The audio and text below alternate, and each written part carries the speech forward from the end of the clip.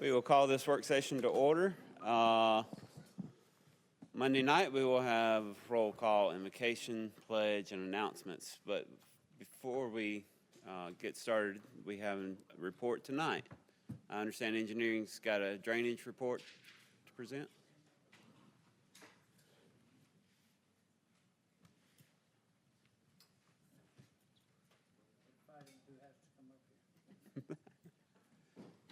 Mr. Justin drew the short straw, I see.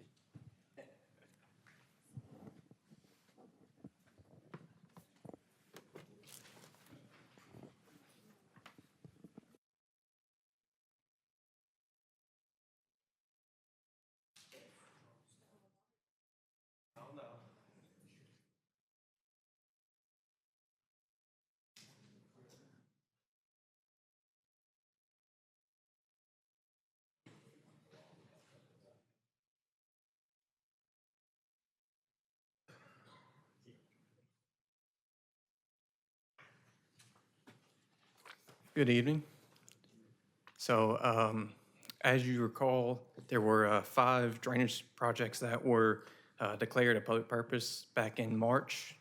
So I'm just going to give a quick status update on where those are. Next slide. So I'll start with Green Valley drainage improvements. For this project, the H&H study has been complete. The survey work has also been complete. And now we are working with the revised easements to now reach out to the property owners to acquire the easements and then get the required waivers that will be needed for the project. The final design has been complete, as well as an updated estimate. We have that in hand. All utility coordination with gas, water, and sewer has been complete. And we are now working on to develop the bid documents that we are required for the bid. So we are shooting for a bid process in July is what we're looking for. Next slide. So next we have Glenwood Road drainage improvements. Again, survey work has been complete.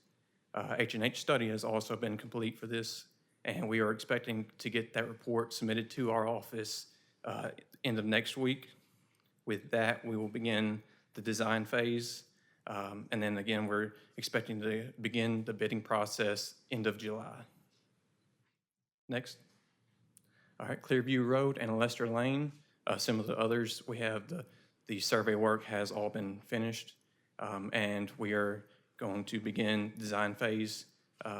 We're looking to start that end of June, and then we'll begin developing the bid documents early July. So with those 2 items, we'll begin the bid process also in July. I'm happy to report Laredo Drive, all the engineering work, all the survey work was completed, and we now have a contractor on site. So the construction is in progress, and we are expecting to be complete in July with that project. Next.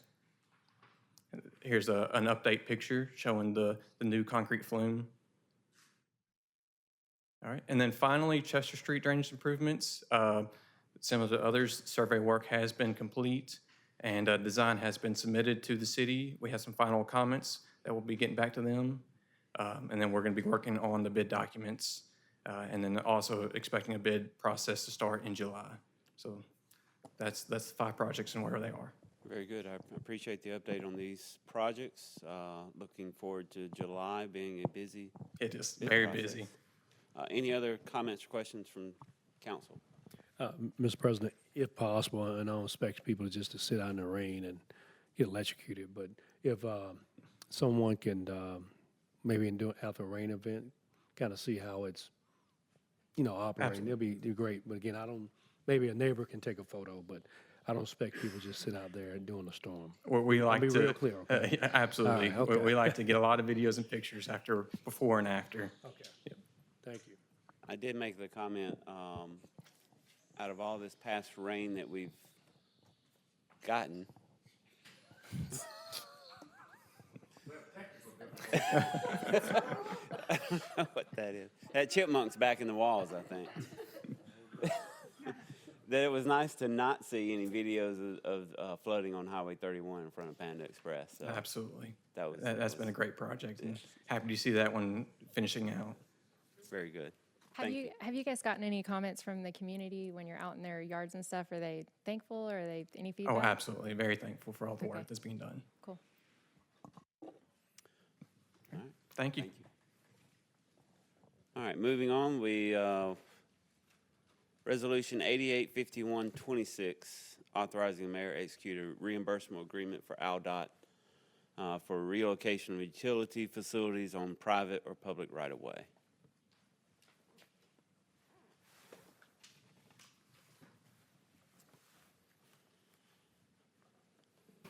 Good afternoon. We can actually combine Resolution 8851-26 and 8852-26. Very good. That's also authorizing the mayor to execute a utility consultant engineer agreement associated with ALDOT for engineering services related to the utility relocation work. Correct. Go ahead.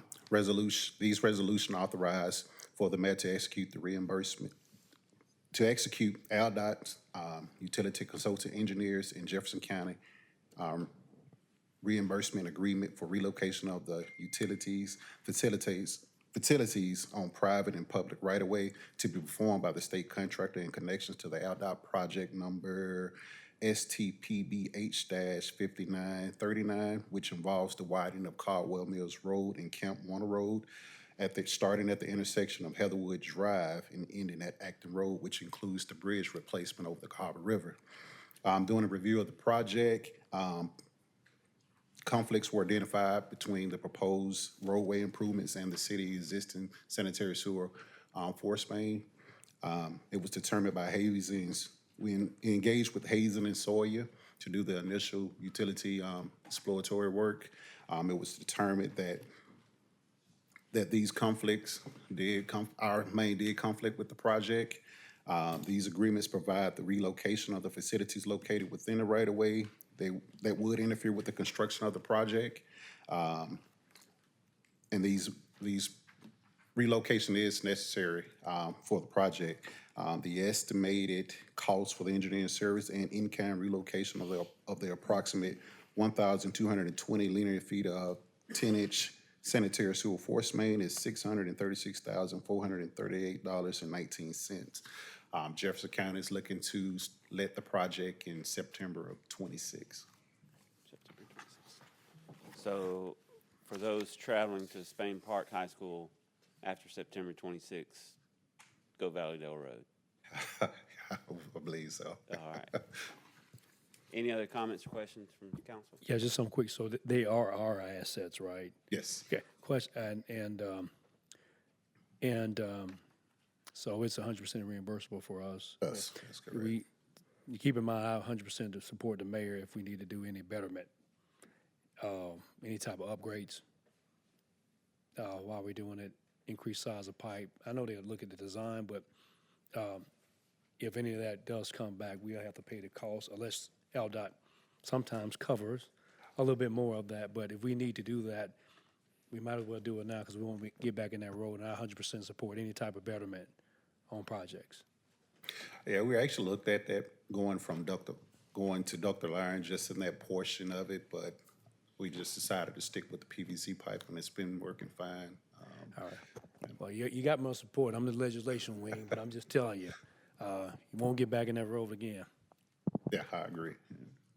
Any other comments or questions from council? All right, thank you, Mr. Welch.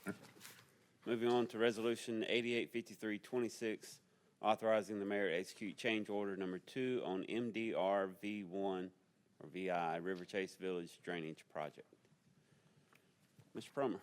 Yes, sir. So I'm here to speak on their change order number 2. So these change orders were due to a number of factors. So the design drawings versus the actual field installation had a few challenges that were off. So both in length and also depth of pipe. So there was a connection point that required an additional 15 feet of pipe and 72-inch diameter, so you're talking fairly large size pipe.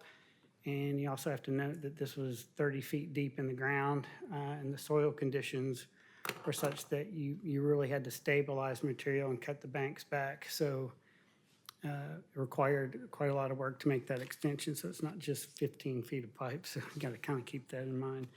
Secondly, there was a depth, so once we excavated and got down, the depth of the pipe was a little bit deeper than we originally thought, so that required a little more excavation all by itself. And then back to the soil conditions again.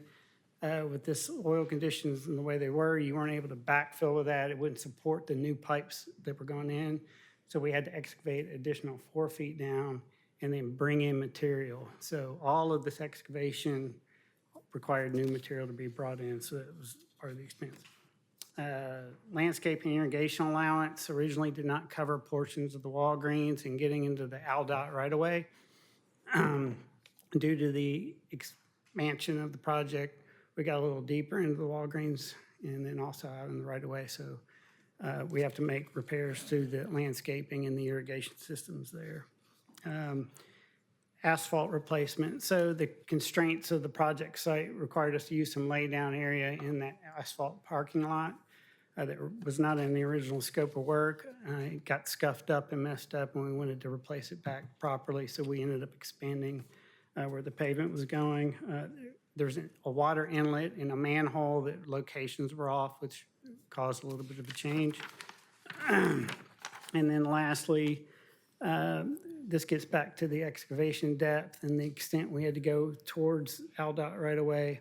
They had their own set of inlets and boxes and pipe systems that once we excavated, they were actually collapsed. So we had to go back and replace those, do it up to ALDOT standards. So that's the last change. So all in total for this change order 2 is $266,027.39, which brings the total for the project being $2,160,207.39. So an item of note here, there's no budget transfer required for this change order. This is covered under the original project allocation. They put some safety factors in there just to cover items like this because, you know, it's just the nature of the beast. Once you get down and excavate, you kind of, things change a little bit. So we could have ended up going a lot deeper in the parking lot. So total allocation was $4.5 million, and right now we're sitting at 2.16. So. Very good. Any comments or questions for Mr. Promer? All right, got off light. Next is resolution number 885426, authorizing the mayor to execute change order number 2 for the construction of the NCFI addition for various adjustments and additions identified during the construction process. Mr. Miller? Good evening, Mr. President, Council, Mayor. So yes, exactly. This is change order number 2 for the NCFI addition project. So we, a couple items that came in on this one was an added windscreen. All these, it should be in your packet. Added windscreen and razor wire for the Hoover Jail. Some additional fiber conduit for AT&T in order for them to make the connection from where the fiber's coming into the building all the way out to the state forensics lab. Doing a hot tap for existing mechanical piping, which was a very interesting add, but it saved us a lot of money to do this. Ceiling tile replacement in the north quarter. This is to replace some tile that was already water stained that was not picked up originally, so it was adding that in. Galley floor box change and some fireproof, existing some of the floor penetrations, make sure those are fireproofed. Now this change order also includes some credits back to the project. So you may remember, you may know, you may not know, at one point in time there was some floor joist reinforcement that was going to need to be placed, and that would displace our police investigation group for several months. So we were able to work around that and not need that support for those floor joists. So that will not move police investigations. They're able to stay exactly where they are. So that was one credit. Another credit was in the lobby lighting. There's another deduct in there, and then some redesign, rework to the fire protection. So the change order number 2, total amount is $7,319.16. We started with $200,000 in that contingency element that similar to what Mr. Promer just talked about, that built in to the contract piece. So that started at $200,000. Change order 1 reduced that. Change order 2 will reduce that by $319.16 to get us to a total remaining in the contingency of $166,643.63. Comments or questions from council? Mr. Smith? Yes, sir. Mr. Miller, how does the razor wire come where it should be funded from this project rather than another source of funding? So what happened, this is in the jail piece. So Right. this is all sealed off with the jail parking lot. Okay. We had to remove that fence. So this is a temporary fence with razor wire that was put up for this project so that we could get and remove that fence. So at some point in the future, that would be replaced with a With- permanent? Yes, sir, it would be. Right. So what happens now is between the new fence that we put in, there's another construction fence. Okay. So that's the way we go in and out, that we access the jail at this point. Very good. All right. Thank you. Yes, sir. Any other comments or questions? Seeing none. Thank you, Mr. Miller. Thank you. Resolution number 885526, authorizing the mayor to execute an agreement for the Regional Planning Commission of Greater Birmingham for River Chase Business Park Greenway feasibility study. Mr. Martin. Good afternoon. So the Regional Planning Commission has selected the city of Hoover for an Apple grant to conduct a feasibility study for a greenway pathway through the River Chase Office Park. The amount that the RPC is going to be placing towards the project is just south of $48,000. And there is a 20% match from the city at just under $12,000. The purpose of this project, again, is to do a feasibility study of the River Chase Office Park area for the addition of a greenway trail through that sector of the park along the Cahaba River, as well as to a potential connection at Valleydale Road. The Park and Rec plan that we're operating under was adopted in 2024.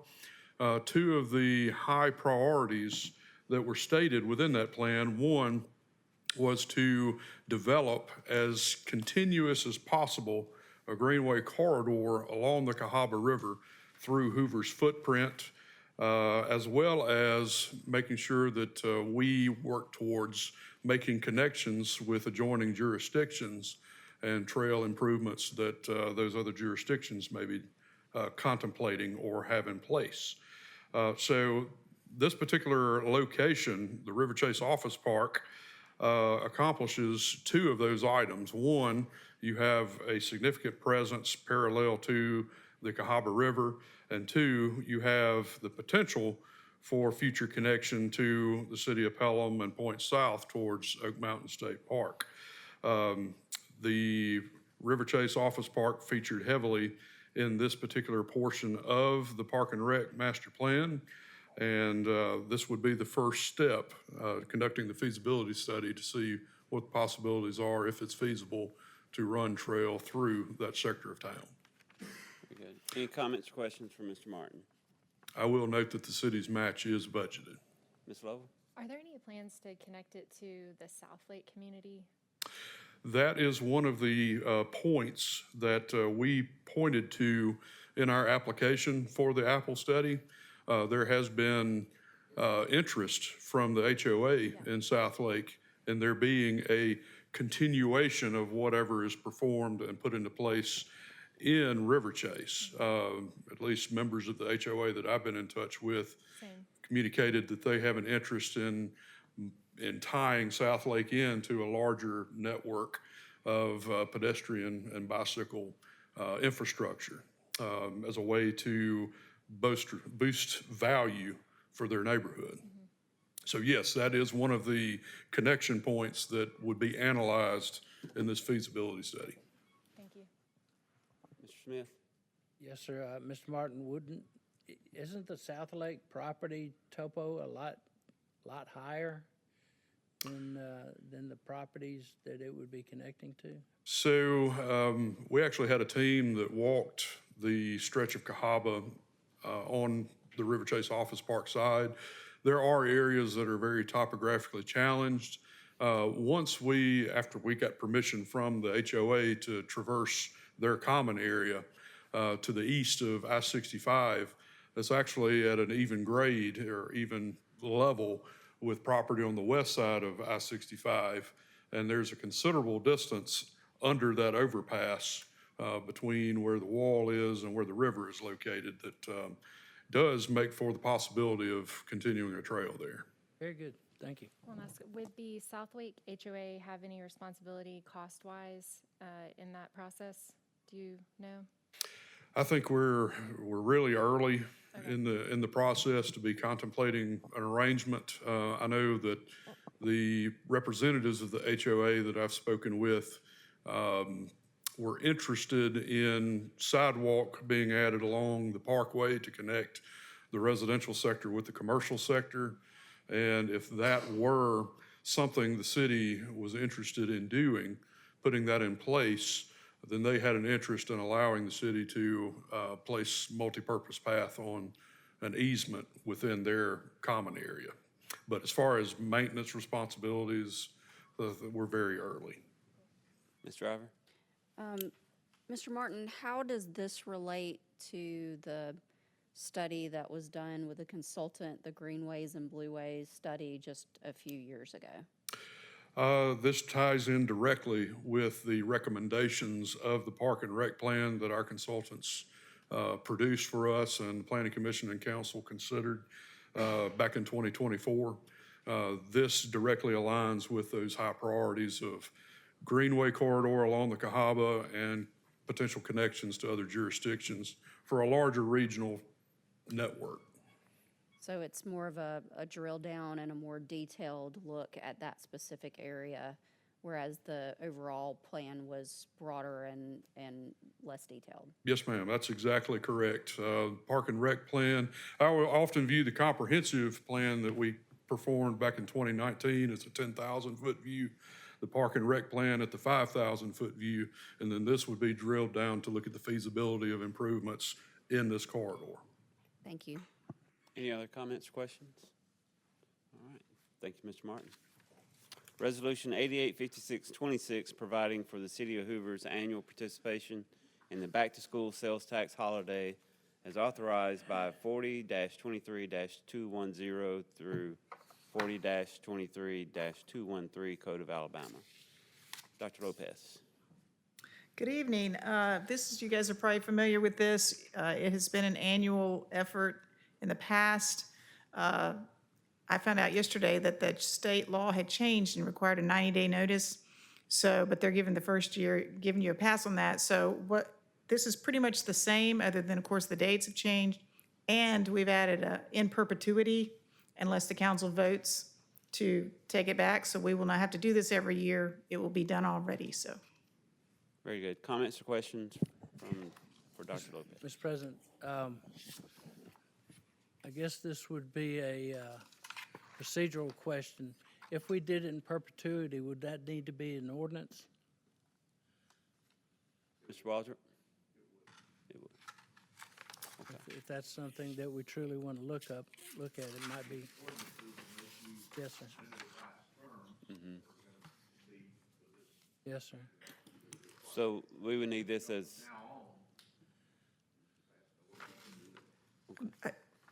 I'm not sure. I think that's correct. the state provided the language that we used and told us that we could do it this way. I'm not sure that they provided as a resolution or an ordinance. I understand, but the state is looking at it at a one-off, and every year you have to review it. Scott, you got a different thought? No, I believe they use that one-size-fits-all, that they'll probably get the same form to counties. Mm-hmm. So I would agree that it's an ordinance. I think to err on the side of caution, we would probably need to change this to an ordinance and for immediate consideration on Monday night. Okay. So as an ordinance now, then you're gonna do this every year? No, in perpetuity to participate in the sales tax holiday, unless changed by the state. Consider perpetuity every year. The way they've worded it is until and unless annual participation in the exemption is rescinded by further action of the city council is how they've worded this. So the goal is to not have to vote on this each year. Wendy, would you get with Mr. Waldrep and make sure the language is done for you? This is just my opinion about it. All the cities are doing this annually. This language appears to make this going so long that you've got the state statute. A resolution of permanent application would obviously be something that you could do, and I think this is a permanent application. Scott, don't you? What's, I believe that the,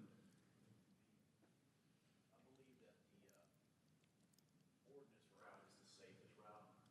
It accomplishes the same goal, and the perpetuity language sort of gets me antsy. I'm with, Councilor Smith on that. I think as long as it had language that included that any adjustments would go with any changes that came from the state, whether they be by dates or whatever, that those would change with the state adjustments. There are a number of cities that are doing this already, so we're not the first ones. So let me ask this, the legal, can you get it to where it is an ordinance that you feel comfortable with, that this doesn't have to come before council each year, that we participate in this sales tax holiday, unless conditions are changed by the state by Monday night? Otherwise, we can vote Monday night for this year, and next year we work on that with more of a heads up. You want to suspend the rules for Monday night? Yes, sir. Can you handle that? Very good. Thank you, Is Mr. everyone good President. with that? All right. Thank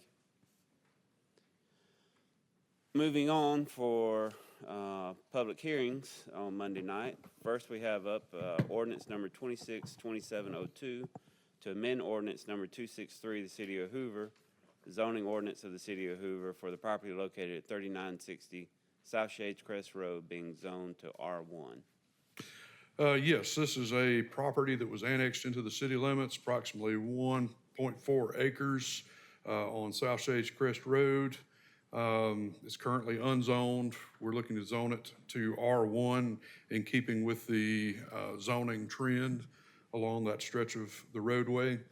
Planning Commission recommends approval of this. They pass that recommendation on to you. Comments or questions for Mr. Martin on this? All right, moving on to Resolution 884926, granting conditional use approval to operate a dog daycare for the property located at 5361 US 280. Yes, the Planning Commission heard this case back at their May meeting, and it comes to you with a positive recommendation with conditions. The Planning Commission recommends the addition of the following conditions. 1, the max capacity for animals on the site shall be 120. 2, the sound management plan is implemented as submitted. 3, the waste management plan is implemented as submitted. 4, dumpsters on site shall be serviced sufficiently to prevent noxious odors. 5, owners shall install a video monitoring system and have the facility under surveillance during all operating hours. 6, owners shall install a Knox box or other acceptable means of permitting emergency services to gain entry into the facility. And finally, the business shall obtain a certificate of occupancy and a business license prior to opening. As part of their application, Dogtopia submitted a parking study that concluded that the site can accommodate the proposed use. The staff had no issues with the parking study. Also of note, the applicant did receive concurrence from the Alabama Department of Transportation that no additional improvements would be needed to their access either to Highway 280 or Cahaba Valley Road 119. We did confirm that animals would be kept at the facility overnight and thus have proposed the conditions relating to the monitoring and emergency access. So Planning Commission does offer a positive recommendation with those conditions to the board. Very good. Any comments or questions for Mr. Martin? All right, moving on to Resolution 885026, granting conditional use approval to reclassify existing childcare operation from a daycare home to a group daycare home for the property located at 3599 Deerfield Drive. All right, this comes to you. This was considered by the Planning Commission also at their May meeting. The request is to expand the daycare home located at that address to a group care home, which would in essence elevate the number of children that could be taken care of and could stay at the facility from a maximum of 6 to a maximum of 12. There are a number of upgrades that would be needed to the home in order to accommodate this facility. The Planning Commission at their May meeting decided not to provide a positive recommendation on this item to the City Council. Should the City Council decide to approve the conditional use, staff does have recommended conditions that we would ask to be placed on such approval, including as follows. 1, that all of the upgrades outlined in the application be successfully planned, permitted, completed, and inspected, and a new certificate of occupancy is issued prior to the increase in number of students being allowed to occupy the building. Secondly, that no pickup or drop-off service would be provided on Atkins Trim Boulevard. Thirdly, that the group daycare shall serve a maximum of 12 children. Fourthly, the hours of operation would be 6 a.m. to 5 p.m. Number 5, no employee parking would be permitted on the street. And number 6, the business owner shall renew their business license with updated classification prior to the certificate of occupancy being issued. We will note also that in preparation and lead up to the Planning Commission meeting, we did receive correspondence from neighbors in letter form, as well as those participating in the public hearing that were not in favor of this particular use expanding on the site. I believe some handwritten letters were left on every member's desk involving that from neighbors. Any other comments, questions for Mr. Martin? Mr. President, I have either Mr. Martin or Ms. Driver. Was there any vote of support from the Planning Commission when the vote was taken? There was no vote taken. Oh, okay, was there not a motion made? Did we vote in the negative, or did we not vote? I may be misremembering that. A positive recommendation failed. The motion failed So, for Lack lack of a motion, or was it a negative vote? for lack of a motion. Understood, thank you. Any other comments or questions? How long has this daycare been in operation? Been in operation for a couple of years. We did have the discovery of an issue with their business licensing that we were able to resolve, but it has been in operation for a couple of years now. All right, thanks. Are you able to summarize just the main concerns from the public? Primary concern was traffic, Okay. additional traffic going in what is a dead-end street, and just not really knowing who was being picked up, who was being dropping off, who was doing the picking up, who was doing the dropping off. So there were, I would say, traffic and security concerns by the neighbors, and the idea of a business, a home business being located there. The general consensus was the neighborhood seemed okay with the level of intensity that it's operating at now, but having the ability to double the size of that operation was something that they were not agreeable to. Thank you. Mr. Martin, was this the first time that this item has come up in front of the city, or has it been brought up before? It has been brought up before. Let's see, it was in the last calendar year. Okay. The application was made, came before the city council. City council denied the application. The applicant had to wait 6 months to reapply. Okay. Mr. President, one note as to the question about main neighborhood concerns. Another that was articulated repeatedly was about on-street parking. I know that came up several times in email correspondence and direct speech at the Planning Commission meeting. Very good. Any other comments or questions? All right, moving on to some first readings for June 22nd. First up is ordinance number 262703, amending Municipal Code Section 8-453, standards and requirements for mobile food unit operation. So this ordinance actually goes in tandem with the next. We are amending both the city code as it relates to mobile food trucks, as well as the zoning ordinance. I'll go ahead and read that one as well. The next Ordinance item. 262704, or an ordinance to amend the zoning ordinance regarding zoning regulations regarding food trucks. Okay. In essence, what we're doing with the amendment to the municipal code is it's removing the provisions for roadside operation of food trucks within the city. It does add minimum performance standards for all food trucks that would be eligible for operating across the city. And following that, with the zoning ordinance amendment, this provides, in short, for food truck operation in 3 different categories. One, it provides for their ability to operate with special events across the city, whether on public property or private property, as long as those events are of a temporary nature. And again, the food trucks remain in conformity with the minimum performance standards outlined in city code. The second opportunity for food truck operation would be temporary use at office parks and approved event venues. We do have several of those across the city and wanted to make accommodation for them. And third, rather than the current method of operation on the roadside, the zoning ordinance amendment would create a new use classification called the food truck court. And this would actually outline development criteria for a development of property specifically to accommodate food trucks as well as patrons for those food trucks.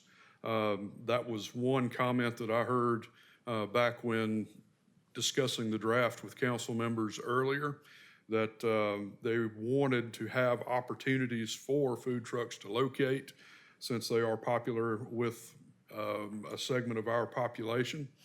And so the best examples that we found in our research were those that actually created development criteria for food courts, for food truck courts that ensure a certain amount of performance, ensures a certain amount of investment, capital investment, and also assures that ingress, egress, access, traffic is taken into consideration.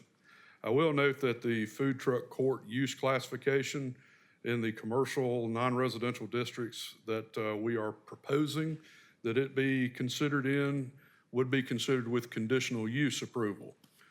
So that means conditional use applications would go to the Planning Commission and ultimately would come to the council for final consideration. Very good. Comments, questions for Mr. Martin? Ms. Schultz? What led to the revision of the original ordinance? So multiple fronts. One, the current ordinance does not appear to be working, particularly when it comes to the roadside variety food truck operations. Our ordinance at present puts time limitations on when those operations can operate on any particular site. Also gives certain criteria as far as how permanent their setup can be. In other words, not permanent at all, no seating, no signage, none of that. And these are specific aspects of the current ordinance that we're seeing violated on a regular basis. In addition to that, there are some in the business community that are operating in accordance with the rules that are noticing other locations where food trucks are operating outside of compliance with this ordinance on a regular basis and have logged complaints with code enforcement. So by street side, we have one in Bluff Park that popped up on an empty lot there. Is that what you're referring to as a street sign? That's correct. Okay. Mr. Driver? Mr. President, question for Mr. Mack. So I see the prohibition of a food truck being within 5 feet of a sidewalk. And I'm trying to think through how that works in a, let's say, a residential area that has a public street, and they, I assume, have to apply for a special event in order to have a food truck event in their neighborhood. Unless I'm mistaken, there are lots of parking spaces that are within 5 feet of a sidewalk. So if the food trucks can't park within 5 feet of a sidewalk, where in a sidewalked neighborhood would they be allowed to park? Well, in general, if you have a common area with parking, that would be certainly accommodating for these kinds of uses. There is some concern about operating food trucks within the rights of way. So we don't want them, we want to ensure that they're not in any way, shape, or form blocking visibility for people backing out onto the street, or for anybody that is utilizing those sidewalk facilities. We don't want those to be encumbered in any way, shape, or form. And so that distance allows for some additional spacing to ensure, one, that visibility is not going to be impacted for people maneuvering vehicles onto and off of the roadway. And also, any users of those pedestrian facilities wouldn't be encumbered. I think to piggyback off of that, so I'm thinking of special events that used to occur at Star Lake. We have sidewalks going through that park, but they were utilizing some parking areas right there. So how would they then, how would we have a special event at Star Lake with food trucks? Because that sidewalk is going to go all the way around. That's something that we can look at further if warranted. Yeah. So, Mr. President, I can, I concur with Councilwoman Driver, especially with the special events in section, 4, and it states as well, too. Now, do we have any special events that last longer than 3 days, too? I guess it may be, if a lot of events begin to occur, especially on the weekend, it can be a staff intense process to have them reviewed on a continuous or monitored, right? So you got to put some criteria in place. But maybe we put some different languages as associated, as Ms. Driver was stating, on the special events. And I don't know if that 3 continuous day, maybe we need to no more than 3 continuous days, we need to evaluate that just in case there's an event that may last 4. Because if it's for that event, I think about Ross Bridge, I think about a lot of different places, Green Valley, they have a lot of different things to occur. Even the event right there, Hope for Autumn and all those different areas, but someone will have to police it from a safety standpoint. Yeah. But if you put them in place and they violate it, then it's a different criteria. So I think we need to make some special circumstances for those special events. The maximum of 3 days for a special event, that's currently in the code. We're just adding food trucks to the mix for those special events. I will say that in the current language, as well as what is being proposed, the 3-day maximum does not apply to city-owned property. So that excludes your SEC festivities and other events that we do have that are on city property that go beyond 3 days. Yeah, so you're more so looking at quality of life impact for private residents that may slip into the weekday versus a Friday, Saturday, Sunday. That's right. Any other comments or questions from council? Ms. Martin, if we could just find some way to tweak that 5-foot language, because I'm thinking too, during the summer months, Ross Bridge has farmer markets out there, food trucks park, and they are butted up against the sidewalks, so. Okay, I'll get with our fire marshal and engineering and see if we can't come up with something a little better on a tweak. Thank you. Moving on to public hearings for June 22nd, resolution number 885726. I'm going to just go through these. These are all declaring weed and other vegetation nuisances for the property located at 3491 Flintshire Drive. Also at 219 Russet Woods Drive. That would be resolution 885826. Resolution 885926 at 1901 Greenvale Road. And finally, resolution 886026 at 2337 Tyler Road. You'll have some pictures for us. Yes, so sir. forth come in. Each of these cases is presently in violation of our grass and weed ordinance. One of them, the Tyler Road location, is a repeat offender. I would anticipate seeing that one through to completion, but you never know, we may get lucky. But we will have an update and pictures at the time of the public hearing. Very good. Comments, questions from council? on Just, this item? just something quick, and I think every term, can we get with legal? Because I think staff does a great job of identifying all the way up to the day of if a person has to be in compliance and they ask for these items to be taken off. But it's summertime. We normally have 8, 9, sometimes 10. Can we group them together based, because I don't know legal terminology for ordinary business as one is just vote as one versus reading all of them out. Basically, can we vote as a block instead of each individual? Okay, yeah. It's safe as long as each individual property owner gets their individual. Yeah. Right. It would be, yes, we would read them all individually, ask for any comments, questions, and then vote as a block. Very good.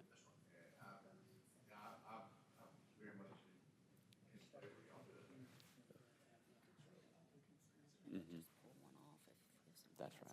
You guys got something they want to say, they have every opportunity to appear to say. Very good. All right. Finally, we have public hearing set for July 13th.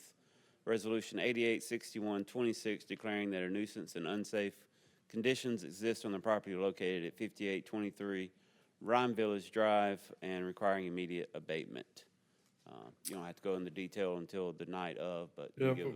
we've got a rather robust report to present the night of the public hearing, and each of you will have if you don't already have a copy of it in your packet, we'll have one. But yeah, we started receiving copious amounts of complaints on this property dating back to 2024. And to the point where some of our inspectors went on the site and just based on the sampling of buildings that they were looking at specifically trying to address complaints that came in, noticed that there seemed to be a systemic issue, a systemic problem on this campus as it related to property maintenance. So we actually commenced a comprehensive inspection in March of 2025. And as a result of that, just from the sampling that we got from looking at each building that we were able to gain access to, unsecure units and those where tenants invited us in, the building official and fire marshal's office deemed most of the buildings on the campus unfit for occupancy and unsafe. The owner appealed this decision to the Board of Code Appeals in April of 2025. The board upheld the city's position, and the city communicated next steps in follow-up meetings and the report to the owner. The city continues to receive violations or complaints from residents citing the conditions. More than ample time has been given to address the violations. No progress on structural engineering, architectural plans have been made for the rehabilitation. We currently, I believe, have 3 permits for mold and moisture remediation, but there have been numerous attempts for that contractor to work beyond the $100,000 mark that requires a general contractor's license. So considerable evidence that we found in our recent follow-up inspection shows that there's work that has been performed without appropriate permits and inspections. and overall conditions continue to deteriorate on the site. Comments or questions from Mr. Martin? Ms. Driver? So is the site currently occupied? Yes, and that was one of the things that we communicated after our inspection last year, is that most of the buildings, again, based on just a sample size of units we could get access to, were unsafe for occupancy. And that is the piece that the owner specifically appealed to the Board of Code Appeals, our declaration that the buildings were unfit for occupancy and unsafe. And that is what the board upheld.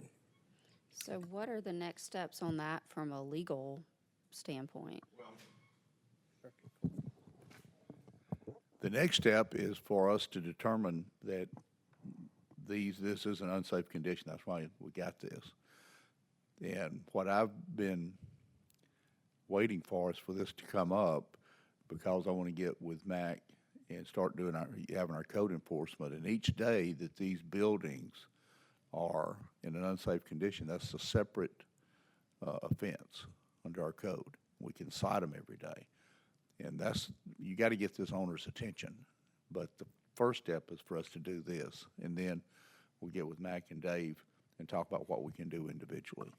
Now, Mac, I think we're going to have to take, this has got one address on here. So we're going to have to take each building from what I understand from what you're saying, these are unsafe and they are public health hazards. So it's going to need some specificity for each one of the buildings that doesn't meet code inspection. So this is the first step. So the report that council will receive breaks Mr. out Muenger, by I don't each think your building with microphone's on. numbers so that those can be referenced specifically. Can you turn your microphone? Sorry, We can a hear little you. hoarse. Muenger, I'm sorry. I said the report that you'll receive does reference each building specifically by number with photographs and staff notes. So that will allow for that. It's like Mr. Barnett has something to say too. While Scott's coming up to the microphone, I think Mr. Waldrep answered my question that this is a campus problem and not just one structure. Let me say this. We had a similar situation that was actually a zoning violation, where a person had a house, should have been R1, and it created a big issue for us, and I think that we've worked through that and we've gotten through it. But the way that we did it wasn't that it was unsafe, it just didn't meet the zoning code. And each day that it remained that way would have been a separate, distinct offense, and that got the owner's attention, and they're now taking steps to do what should have been done from the downstroke. So that's kind of where we are. President, I do have another follow-up question, whether it's for you or both. What, if anything, can we do to help the occupants of this unsafe location? I understand we have to go through legal process with respect to compelling the owner to do what they need to do, but in the meantime, we have citizens living in a unfortunately, you can't terrible spend public condition. dollars to improve private properties, and Yeah, that's not what you I'm- might I assist them mean. in getting out of there. That's- To relocate, you could provide that. Mr. President, in working with staff through this, I've taken the liberty to add into that resolution that you have before you, that to authorize legal counsel to apply for injunctive relief if necessary. So it goes to the heart of what is needed. The resolution gives us the authority to take whatever action we need to take as your legal team. And if the property owner, even after this appeal that Mr. Martin was talking about, they're basically ignoring the resolution of the appeal and did not appeal it again, that decision. And so it's sort of thumbing their nose at the process of the city, in my opinion. So that's why I took the liberty of adding that into the resolution to authorize the legal team to address it officially, when and if needed. Ms. Murphy, did you have- As you've seen, Mr. President, that there's a large number of statutory provisions in the resolution, a large number of references to your city code. All that was intentional because all of the actions that they've described to me fall within various parts, whether it be fire marshal, whether it be code enforcement here, all those different areas, it's a problem. Well, before I go, was your question asked? Okay. I'm just observing a couple items here. So it was a statement made about updates to the property without permits and non-permits, and which means that inspections was not performed. So if a lot of the asset has a lot of that type of work, how do we know what's behind those walls, electrical wiring? I mean, can individuals really stay in the complex as a whole, regardless of the units, if even that was done? Even if you don't have mold, and I looked at it as in the 80s, so I don't know if any asbestos was there, so I don't know if they stopped it during that time.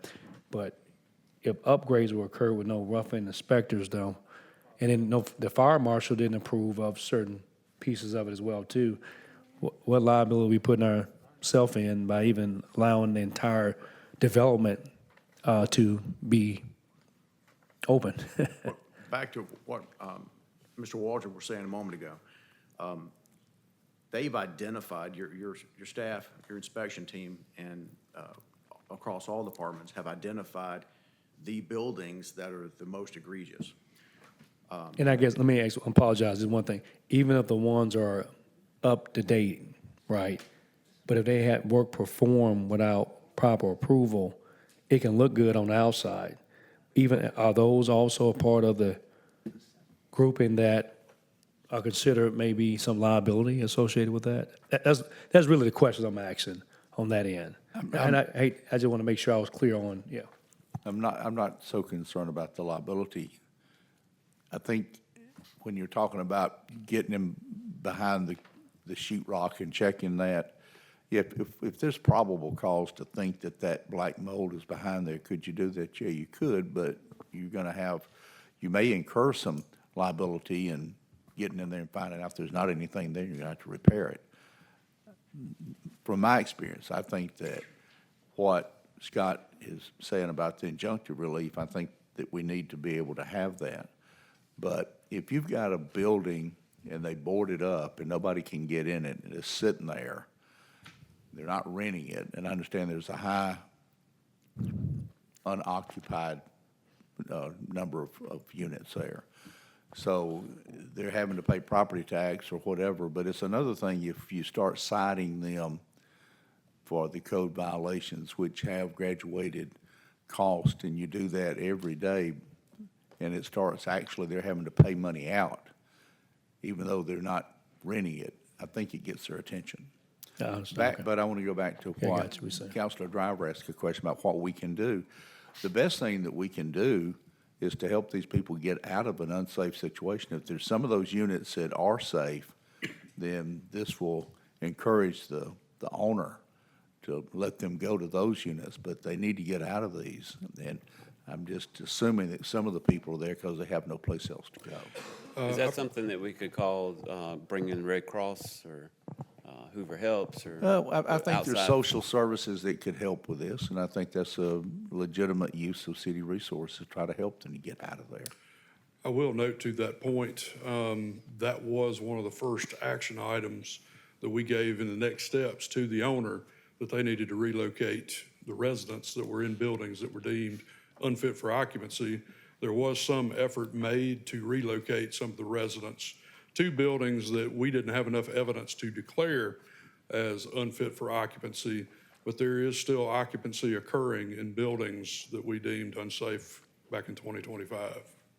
I mean, it looks like from this graphic, there are maybe 55 or 60 buildings, and only 8 of them are circled as potentially safe for occupancy. And Mr. Driver, to that point, your inspectors would probably tell you that the reason that there was no determination on those buildings is because they could not get inside of those buildings. They're occupied. And so there's a high suspicion from your staff, they may tell you that some of the same problems were prevalent in the occupied dwellings. The date of July 13th, there's no, that's the earliest we can hear this case, huh? Can I say one more thing?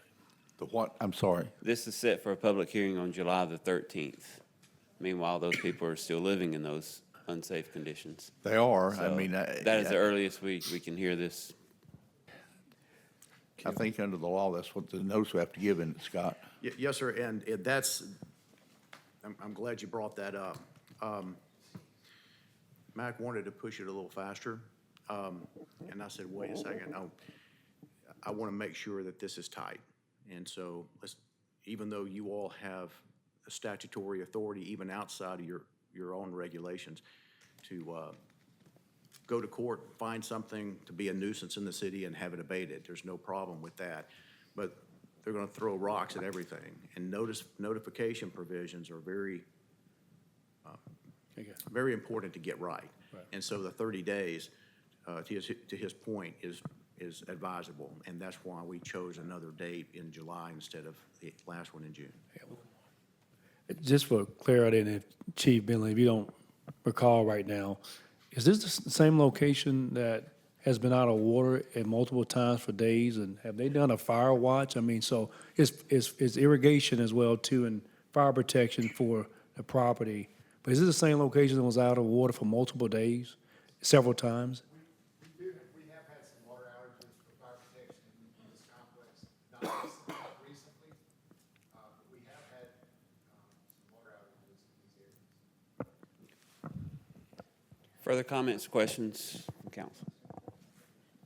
I would just ask, Mr. President, Mr. Mayor, if you and the staff would coordinate with legal and see if there are some social services that we can deploy. You know, I think it's been going on for a really long time now, and just concerned about the health and safety of the people. Thank you. This brings us to the end of our business portion. I understand that we do have a potential real estate issue that may require executive session. We do, and we are requesting that we go into executive session. We don't anticipate any action being taken, but we do need to talk to you about a economic development in real estate matter. And Alabama law allows us to go into executive session to discuss that with you, and we're certifying that as city attorney that this complies with the Alabama law. So Very good. you do have to have a roll call vote. Ms. Dickerson, can you call the roll to go, do we need a motion and a second first, I guess? Do I have a motion to go into executive session? Motion. Do I have a second? Second. I have a motion and a second. Ms. Driver, if you'll call the roll. Council Pro Tem Driver? Aye. Councilmember Schultz? Aye. Councilmember Smith? Aye. Councilmember Lovell? Aye. Councilmember Murphy? Aye. Councilmember McClinton? Aye. Council President Middlebrooks? Aye, with 7 ayes. We will now adjourn into executive session. We will not come back here and adjourn out of there. Now, You have an estimated time frame? 20 minutes? How many questions are you going to ask? Yeah, it depends on the number, yeah. Yeah. I brought an extra pad and paper. Yeah.